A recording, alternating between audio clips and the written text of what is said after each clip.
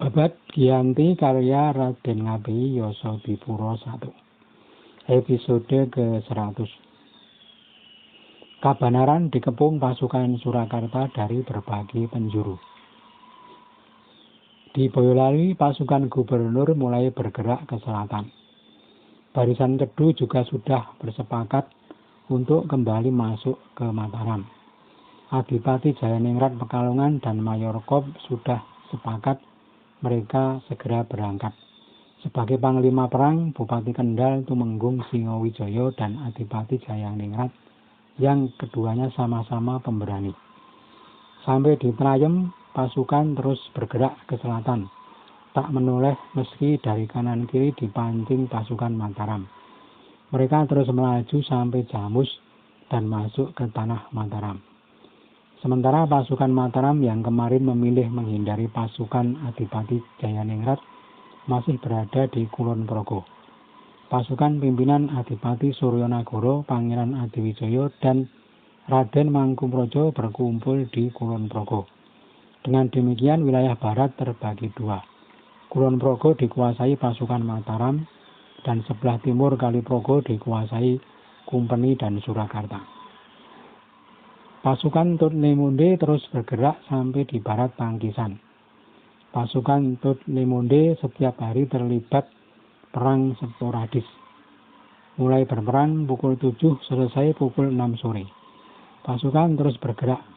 3 hari kemudian sudah sampai di Ceglok. Selama berjalan terus diserang musuh setiap harinya. Setiap berpindah tempat selalu terjadi pertempuran kecil-kecilan.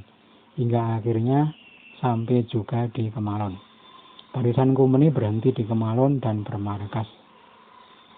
Sementara itu di wilayah Tegal dan Pekalongan sedang musim panen ketela.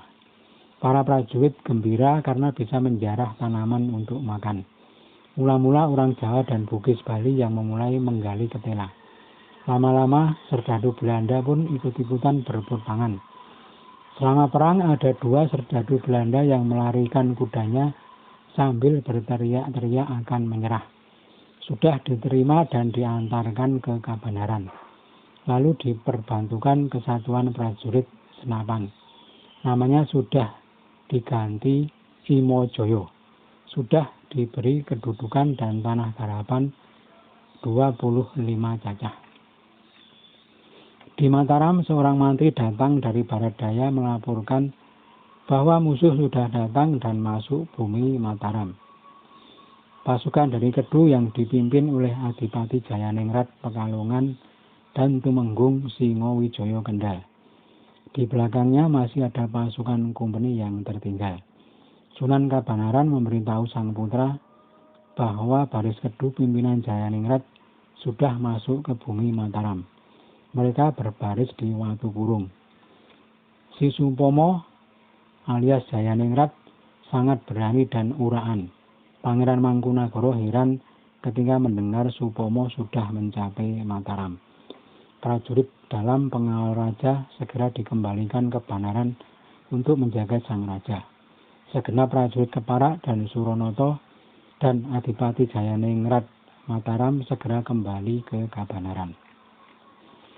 Prajurit dalam sudah pergi. Pangeran Mangkunagara memerintahkan para mantrinya untuk berkumpul. Para mantri Sukowati dan para punggawa yang berada di Tampingan segera datang. Segera mereka diperintahkan berangkat berperang. Bende, Peri, dan Corobalen bersahutan diselingi suara tambur menggelegar.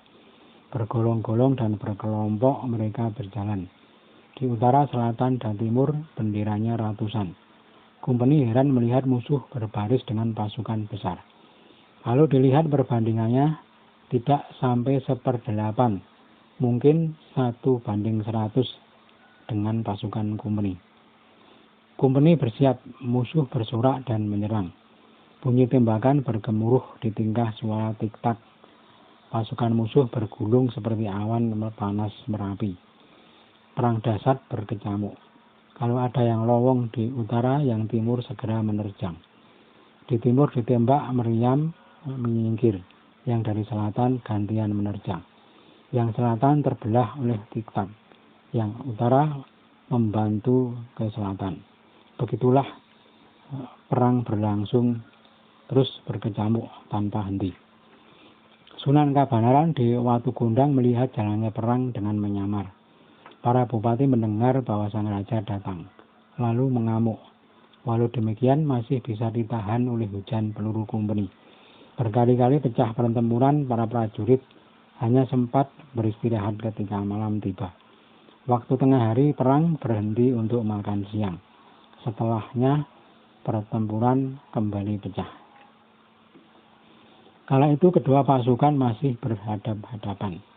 Ada mantri Pangeran Mangkubumi yang datang memberitahu bahwa Tuan Gubernur datang dengan pasukan yang besar laksana samudra.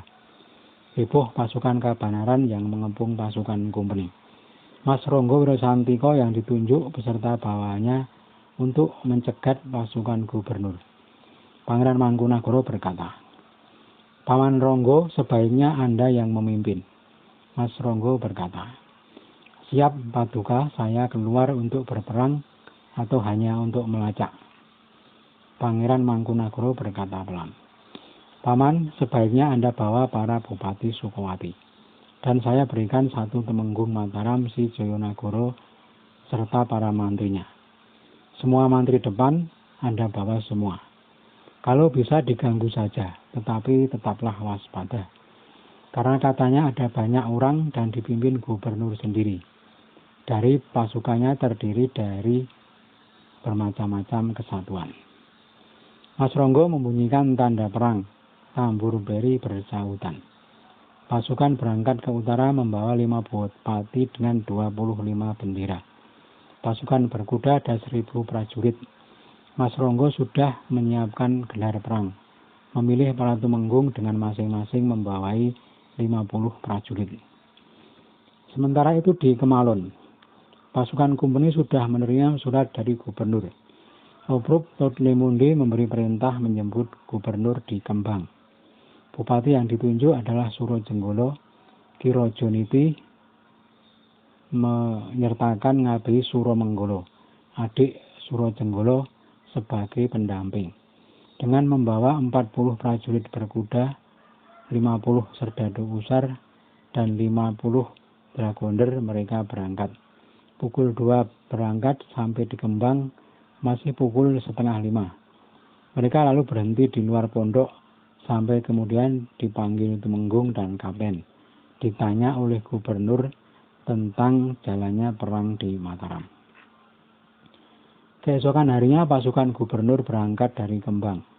Bertindak sebagai penunjuk jalan adalah prajurit kompeni dari Kemalon.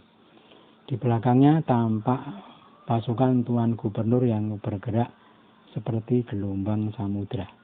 Pakaiannya seperti hutan terbakar karena warna-warna mencolok yang mereka pakai. Banyak prajurit dari seberang, dari berbagai macam kesatuan. Pangeran Sumenep Tirtonagoro membawa 800 prajurit, semua orang pilihan. Pangeran Sumenep yang baru magang, Pangeran Cokronagoro, membawa 200 prajurit, semua masih kerabat raja. Senjata mereka kelewang dan keris, semua tampak girang, apalagi mereka dijanjikan Gubernur Hohenlohe menjadi panglima perang. Sejumlah prajurit masih keturunan Jaran Panuleh, penguasa Madura legendaris di zaman dulu. Para raden sejumlah 70 orang. Mereka sangat dikasihi oleh gubernur, karena itu kesanggupannya muncul, berani perang tanding satu-satu melawan Mangkubumi. Walau di gunung pun tak merasa jauh. Para prajurit Sumenep semua berkumis satu kepal, berjambang dan berbulu dada lebat. Di tangannya pun penuh bulu-bulu tebal. Pangerannya juga cakap-cakap. Pasukan penunjuk jalan sudah sampai di Karabia.